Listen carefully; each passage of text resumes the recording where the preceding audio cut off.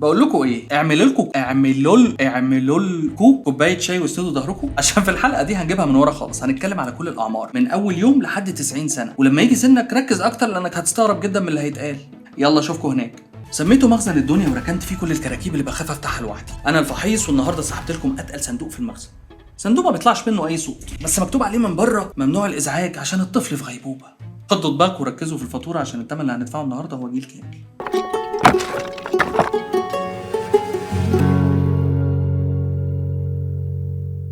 بس قبل ما نبدأ رحبوا معايا بأنيس اللي النهاردة ما شالش عينه من على الموبايل لمدة ثانية واحدة.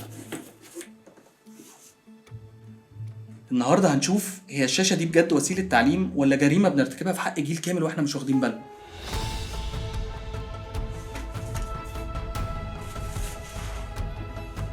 يلا نبدأ. الظاهرة دي بدأت لما الأم قررت تطبخ والأب قرر ينام، وبدل ما يربوا قرروا يشغلوا المربية اللي ما بتتعبش الشاشة. بس في الفترة دي من يوم لسنتين مخ الطفل عامل زي السفنجة، محتاج يبص في عينك، يسمع صوتك، يحس بلمستك عشان يتعلم حاجة اسمها التعاطف، الميرور نيورونز أو الخلايا العصبية المرآة. الخلية دي بتتفاعل بس لما الطفل يتفاعل مع وش بني آدم حقيقي. لما بتبص له وبتبتسم هو بيتعلم الابتسامة دي معناها ايه، ولما بتبكي هو بيتعلم الدموع دي معناها ايه. الشاشة مش بتعلمه ده، الشاشة عندها وشوش كتير بس ما فيهاش روح. يعني انت مش بتسكته، انت بتفصل الفيش عن دماغه، والنتيجة بعد سنين طفل مش قادر يقرا مشاعر الناس ومش قادر يحس بالتعاطف ومش قادر يعتذر لانه مش فاهم، ولان ما حدش علمه الكلام ده بيبقى فاقد التواصل البصري. وفي منهم على فكرة في سن صغير بيبقوا عندهم تأخر في النطق، وبتبدأ تلف بيه على الدكاترة وانت السبب الاساسي في الاخر. طبعا في امهات كتير وابهات بيقولوا بس هو بيحب يتفرج. طب ما هو مدمن مخدرات بيحب المخدرات، مش حجة.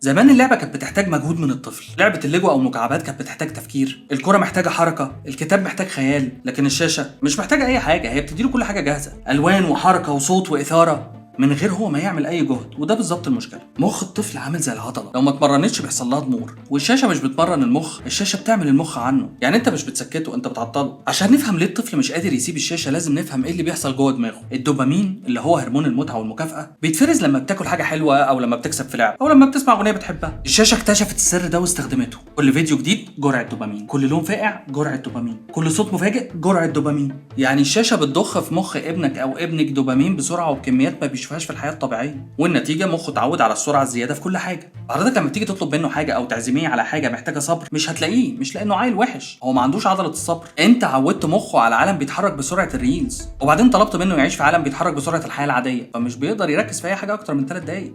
بتلوموني ليه؟ وفي حاجة أخطر من كده. مهندسين سيليكون فالي اللي صمموا معظم التطبيقات اللي الأولاد بيقعدوا عليها مانعين على أولادهم يستخدموها. ده مش رأيي، ده خبر من شو باركر مؤسس فيسبوك القديم. قلب الحرف بنيناه عشان يستهلك وقتك وتركيزك ونديك جرعة دوبامين كل شوية تخليك ترجع تاني. يعني الشاشات والابليكيشنز اللي بيقعدوا عليها هي ما كانتش متصممة للتعليم وتحولت لمشكلة، هي اتصممت عشان تخلق الإدمان عند الأولاد والكبار. المصادر هتلاقوها تحت. انتوا اولادكم وباباهاتكم ومامهاتكم وجداداتكم. ونيجي ل6 سنين ل11 سنه. في المرحله دي التابلت هو صديقه الصدوق، في اللعبه هو بطل عنده كوينز، عنده مهام وعنده انجازات، وعندك انت في الواقع هو مجرد طفل بيسمع اوامر ومطالب، فتفتكر هو بيفضل ايه. لما بتسحب منه التليفون بيتحول لمدمن حقيقي، عصبيه وتكسير وصريخ. هو مش قليل ادب، هو مخه بيعاني من اعراض انسحاب كيميائيه حقيقيه. على فكره نفس اللي بيحصل مع مدمن المخدرات لما بتبعده عن جرعته. هو مش محتاجك تلعب معاه، هو محتاجك تحس بالذنب انك فصلته عن كوكبه، وبكده انت مش بتريحه، انت بتعلمه ان الصريخ شغال. باش هاخد منك الحاجه صرخ ارجعها يا باشا، ما صرختش ما رجعتهاش. اتفقنا هاخد منك الحاجه صرخ، ما صرختش صرخ، خد صرخته خده. ونيجي للسنه من 12 ل 16 سنه، وهنا ندخل في ليفل الوحش. هنا الشاشه ما بقتش تضييع وقت، بقت ميزان للقيمه. البنت بتصور 100 صوره عشان تختار واحده بس تحط عليها فلتر، والولد اللي مستني اللايكات عشان يحس انه موجود. هو مش بيدور على تسليه، هو بيدور على اجابه لسؤال جواه بيصرخ هو انا كفايه؟ والشاشه على طول بتجاوبه يمكن لو اللايكات جت كتير، وبتفضل حياتهم متعلقه على راي ناس ما يعرفوهمش عن صور مش حقيقيه ليهم. وتلاقي 2 صحاب قاعدين مع بعض وكل واحد باصص في موبايل، هم مش مع بعض، هم مجرد اجساد اونلاين وعقول اوفلاين، بيستخدموا الشاشه عشان يهربوا من حقيقه انهم مش عارفين يتعاملوا مع الناس وجها لوجه، لان الشاشه عودتهم ان التواصل دايما بيبدا بالتايبنج مش بالكلام. انيس يا حبيبي خلي عينك تتنفس 3 ثواني. نيجي للعشرينات والثلاثينات والاربعينات، احنا كمان شربنا السم. تفتكروا الشاشه وقفت عند العيال؟ والنعمه ابدا، احنا كبار كمان شربنا نفس الجرعه بس بشكل انيق. بيسموه الدوم سكرولينج، التقليب المستمر من غير هدف. في دراسه لجامعه هارفارد لقوا ان متوسط تركيز الانسان البالغ في سنه 2000 كان 12 ثانيه، وفي سنه 24 بقى 8 ثواني بس. السمكه الذهبيه عندها تركيز 9 ثواني. انت متخيل ان تركيزنا بقى اقل من تركيز سمكه؟ وكلمه ذهبيه دي مش هتحسن الموقف يعني. ودي مش شتيمة، دي نتيجة طبيعية لجهاز اتبرمج على 24 ساعة من المحتوى المتقطع. بقيت مش قادر تكمل فيلم من غير ما تبص في الموبايل مرة واثنين وثلاثة، ومش قادر تقرا أكتر من فقرتين في كتاب ده لو فتحته، ومش قادر تقعد في الأوضة من غير ما تعمل أي حاجة. ده مش كسل، ده مخ اتبرمج على القلق من الفراغ. يعني بقى الفراغ بيحسسك بالذنب، مع إن الفراغ هو اللي كان بيخليك تفكر. يعني الزهق هو اللي خلى موتزارت يألف وأينشتاين يفكر. لو أنت معرفتش تزهق يبقى مش هتعرف تخلق حاجة أو تخترع حاجة أو تحل مشكلة أو تعدي من موقف. ازهق ازهق لا ازهق، عادي انك تزهق، عادي، طبيعه الانسان انه بيزهق. ازهق لما تلاقي نفسك بطلت تزهق، ازهق من ان انت مش بتزهق. ونيجي للسبعينات والثمانينات والتسعينات، كارثه ثالثه ما حدش بيتكلم عنها. الجيل ده المفروض يكون في مرحله من الحكمه والهدوء والحكايات، بقى محبوس جوه شاشه 6 بوصه، بيشتكي في كومنتات مع ناس ما يعرفهمش، وبيصدق اخبار عمرها ما كانت صح، وبيجي له قلق حقيقي من محتوى هو مش محتاجه اصلا، مش عارف يتكلم عن ايه، بس هو يقلق. انا قلقان، هبعتها لجروب العيله. واوحش حاجه انه بقى بيتكلم مع حفيده اللي في الاوضه اللي جنبه بالواتساب. خلينا صراحه مع بعض، انا مش هقول لك امنع الشاشه خالص في 2026، ده يبقى كلام فاضي. انا هقول لك ايه اللي بيشتغل فعلا.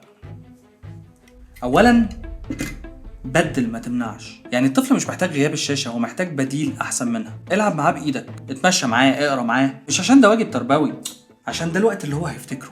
هو مش هيفتكر لما يكبر هو قعد كام ساعه على اليوتيوب، هو هيفتكر ان انت كنت موجود. تاني حاجه، الخطوط الحمراء الثلاثه. الشاشه ممنوعه على الترابيزه وقت الاكل، الشاشه ممنوعه في اوضه النوم، الشاشه ممنوعه اول ساعه الصبح اول ما يصحى واخر ساعه قبل ما ينام. دول مش قواعد، دي بيوت. وتالت حاجه، قاعده انت الاول. قبل ما تقوله سيب الموبايل سيبه انت، ولما يجي يتكلم بص له في عينه. يا جماعه دي مش تضحيه، دي تربيه. في 2023 منظمه الصحه العالميه اعلنت رسميا ان جنريشن الفا او جيل الفا هو اول جيل في التاريخ بيكبر بتركيز اقل من الجيل اللي قبله، مش اكتر، اقل. للمره الاولى في تاريخ البشريه الابناء اقل قدره على التفكير من الاباء، مش لانهم اغبى، لان حد قرر يستسهل. السكاته اللي حضرتك بتخرس بيها ابنك عشان تشتري دماغك ساعه راحه هي نفس السكاته اللي بتمسح منه القدره على التفكير اللي هيحتاجها في حياته كلها بعد كده. على فكره، البيوت السويه مش هي البيوت الهاديه خالص، البيوت السويه هي اللي فيها دوشه ولعب وخناق على العشاء وضحك بصوت عالي. لو بيتك هادي بزياده عن اللزوم اعرف ان في جريمه بتحصل في صمت وانت مش واخد بالك. وفي الكومنتات انا مش هطلب منكم كتير، انا عايز بس رقم من كل واحد. بتقعد كام ساعه في اليوم على الموبايل؟ انيس النهارده مش بس نسي يرمش، ده نسي ونيس ابنه اللي عمال ينادي عليه من بدايه الحلقه لحد ما نام. يا عيني كمل نوم يا ونيس، واتمنى ما تصحاش وانا بفرقع انيس. انيس عايز يقول له قبل ما يمشي ان اللي بيسيب عقل ابنه لغيره يشكله ما يزعلش لما ابنه يطلع نسخه ملهاش لا راي ولا صبر. سلام يا انيس.